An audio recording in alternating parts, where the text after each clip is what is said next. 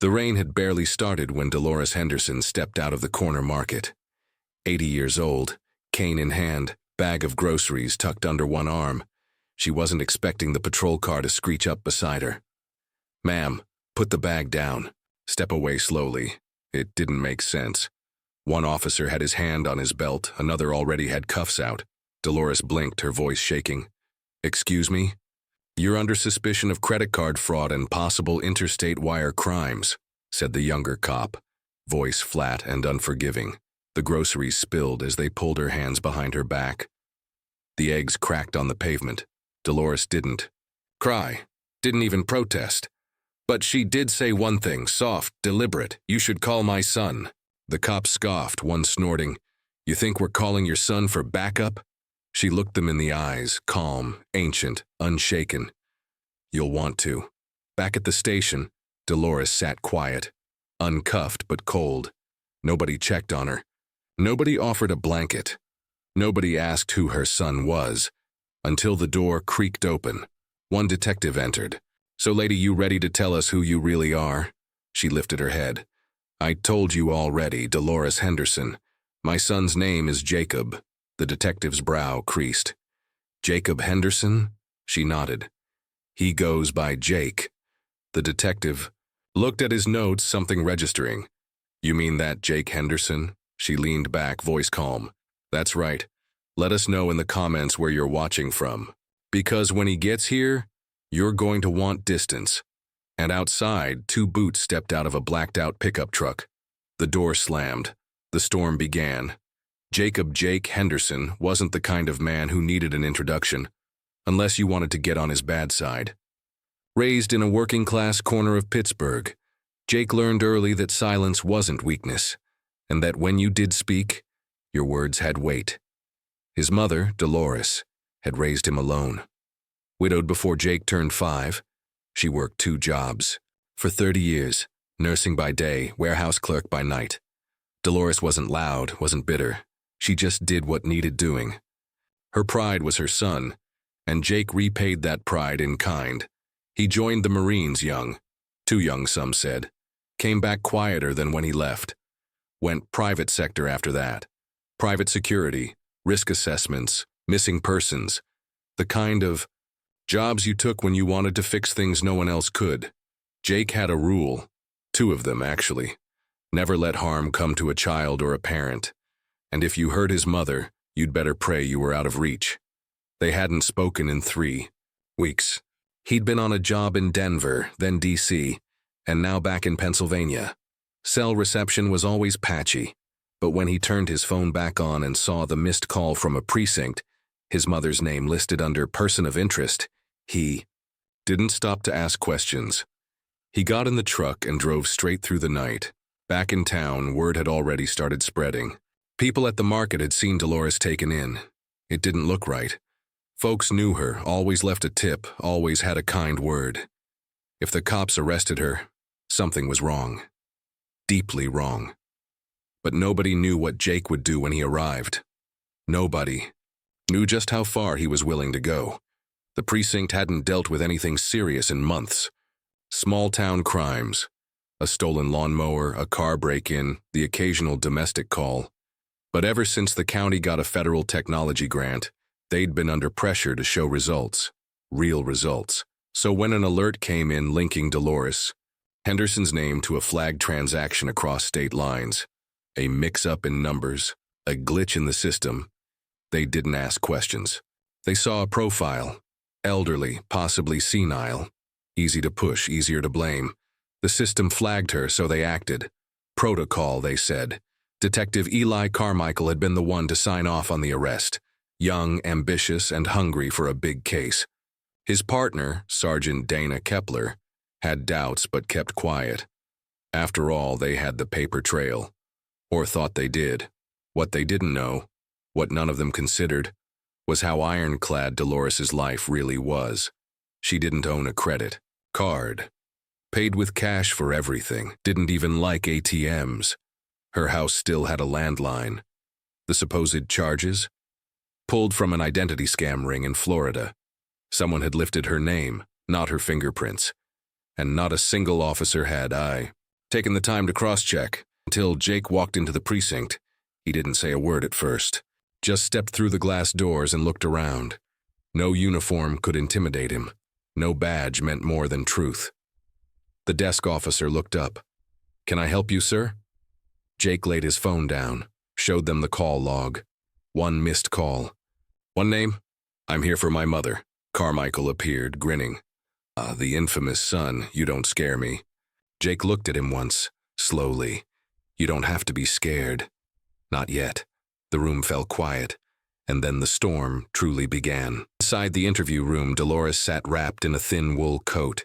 It smelled of stale air and harsh lighting. The hours dragged. Nobody offered answers. Nobody apologized. Detective Carmichael paced outside, watching Jake through the one-way glass.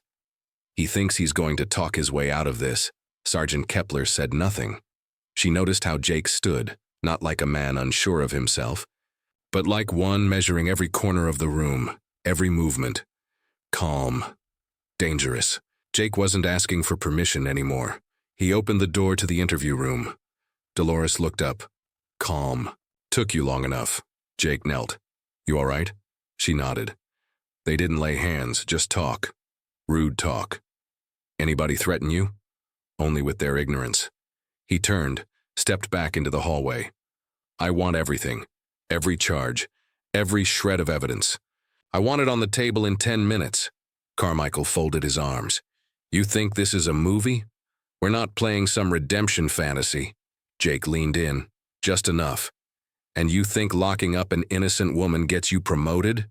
You didn't check the data, didn't confirm the prints. You don't know the system well enough to realize she's been flagged before, as a fraud victim, not a suspect." Carmichael's jaw tightened. Kepler checked her screen again, fingers clicking. Nervously, "Wait," she said. "He's right. Her ID was on a watch list, but not flagged for prosecution, flagged for protection. She reported identity theft in 2019. Jake's stare turned cold. "You had the answer, and you missed it." The room shifted. Carmichael's face drained. The mistake wasn't just procedural, it was personal now. Jake didn't have to raise his voice, because he wasn't there to argue. He was there to finish something, and it wasn't over yet. Dolores hadn't cried. Not when the cuffs clicked, not when the car pulled away from the curb, not even when they sat her alone in the holding room like she was disposable. But now, watching Jake, she felt the weight lift. Only slightly, but enough to speak her truth. "I didn't tell them anything," she said. But they didn't ask the right questions either. Jake sat beside her, listening, not as a soldier, not as a strategist, but as a son. One whose mother had taught him strength meant standing still when the world tried to shake you. "I'm sorry," he finally said. "For what?" "For not being here sooner." Her fingers found his. "You were where you needed to be. But they looked at me like I was a burden." Jake nodded, jaw clenched. Outside the door, Kepler argued with Carmichael. "We have to release her. The system flagged the wrong identifier. Somebody used her social security number in a Miami scam. She was a victim." Carmichael's pride twisted inside him. "You think we can walk this back? You want to admit we arrested an 80-year-old woman over a spreadsheet error? Better that than being sued for wrongful detainment?" She shot back. In the room, Dolores squeezed Jake's hand tighter. "I'm not angry," she whispered. "Just tired of being treated like I don't matter." Jake looked at her, and for the first time in years, something cracked in his voice. "You matter more than they ever will." The quiet wasn't silence. It was understanding, the kind forged in shared battles, even if one wore a uniform and the other wore age. Jake rose, turned toward the mirror behind the glass. "They think this is over. But I haven't even started." Because someone would answer. For this, and Jake would see to it personally. Sergeant Kepler made the call. The internal server confirmed it. Dolores Henderson had filed a report with Homeland Security 4 years earlier. Her ID had been compromised in a Medicare scam. Every database worth its salt had her flagged as a victim. But that nuance had been overlooked by the precinct's new software and an overeager detective chasing headlines. Kepler stepped into the room quietly, her voice lowered. "Mrs. Henderson, you're free to go. We're deeply sorry for the misunderstanding." Dolores gave a single nod. No bitterness, no grandstanding, just dignity. Jake stood beside her, his hand on her back. "She's not walking out of here with an apology," he said, eyes locked on Carmichael through the window. "She's walking out of here with her name cleared." Carmichael said nothing. His bravado had melted into something colder. His error had gone too far. Jake handed Kepler a folder. "That's a legal notice. Civil liability for wrongful detainment. Keep a copy." Kepler took it without resistance. They walked down the hall together, mother and son. Not a word between them, but it wasn't silence. It was the sound of shared justice. People in the precinct looked away. Some nodded. Others, ashamed, just moved. Outside, the rain had stopped. Jake opened the truck door and helped Dolores in. She adjusted her coat, looked ahead. "I'll be fine." Jake climbed in and started the engine. "You shouldn't have to be." She smiled faintly. "You always were a stubborn boy." He gave a small grin. "Takes one to raise one." For the first time that day, there was peace. But Jake wasn't the kind of man to let a lesson go untaught. Back inside, Carmichael poured coffee with shaking hands. Jake Henderson wasn't done yet. Not until the truth echoed loud enough to change something. 3 days later, the town's local news ran a quiet segment. "Elderly woman wrongfully detained in police error." No names, no accountability, just passive phrasing and muted headlines. It was meant to die in the cycle. But Jake didn't believe in letting things die quietly. He contacted a retired federal prosecutor, someone he'd once protected during a high-risk witness retrieval. The man owed him a favor, and Jake was calling. "Din, her civil rights were violated," Jake said, voice even. "And I want it public." The prosecutor listened, reviewed the files, and agreed.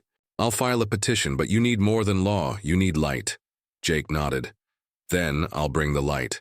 He began showing up at council meetings, quietly at first, then with documentation, then with neighbors, people who respected Dolores, people who'd watched her sweep the church steps every Sunday, hand out meals every Thanksgiving, and they weren't alone. Other stories surfaced. A black veteran profiled at a gas station. A teenager questioned without cause. It wasn't just about Dolores anymore. It was about a system that had learned to move faster than it thought. Carmichael tried to push back, accused Jake of stirring unrest.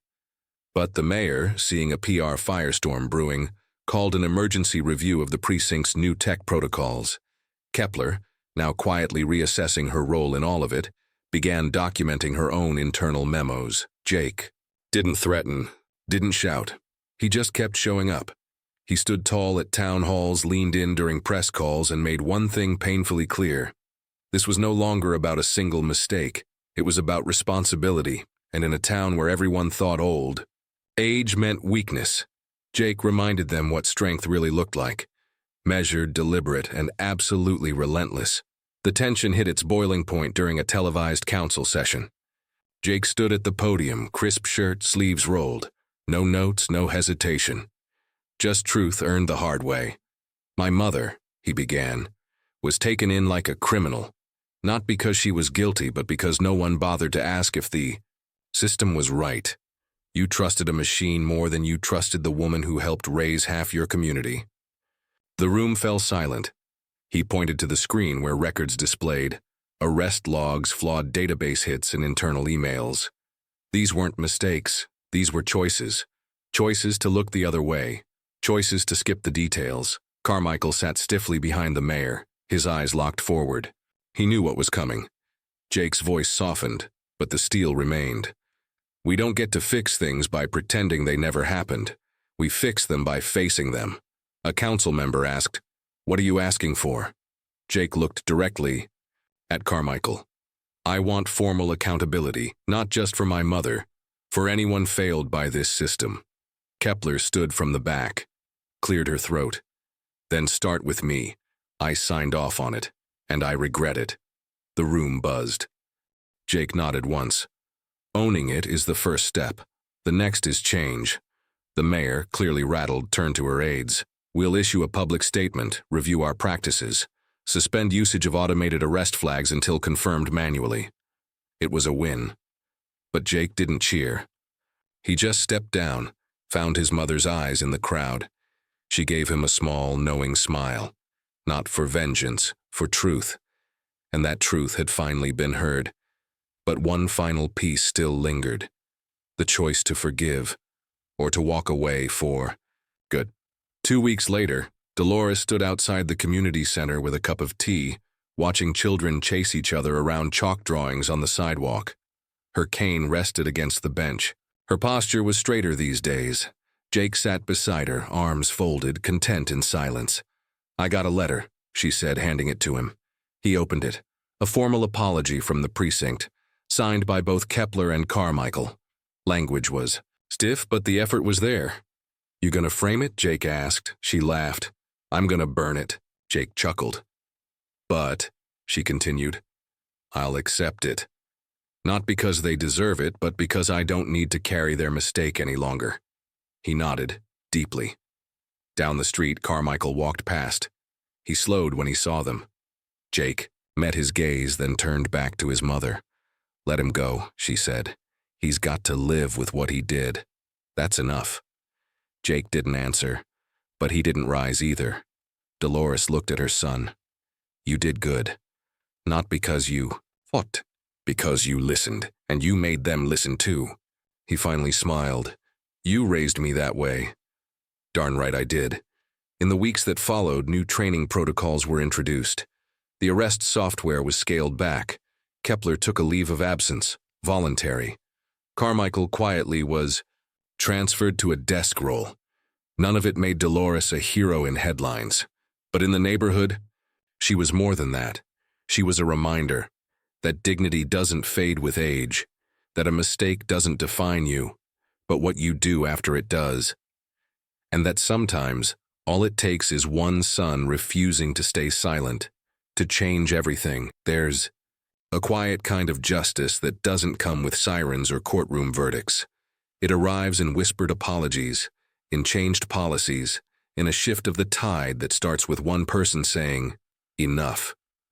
Dolores Henderson didn't need a spotlight. Her strength was never loud. It was the kind that raised a man who knew the value of silence and the power of breaking it when it mattered most. Jake Henderson didn't come home looking for a fight. He came home because someone crossed a line, not just legally, but morally. And in doing so, he reminded an entire town what it means to stand for something. Not with fists, with truth. The kind of truth that uncovers flaws in systems meant to protect. The kind that stares down fear, shame, and bureaucracy and says, "You don't get to bury this." And when the dust settled, it wasn't about revenge. It wasn't about headlines. It was about restoring a name, a mother's name. That's what makes a man like Jake different. He doesn't seek power.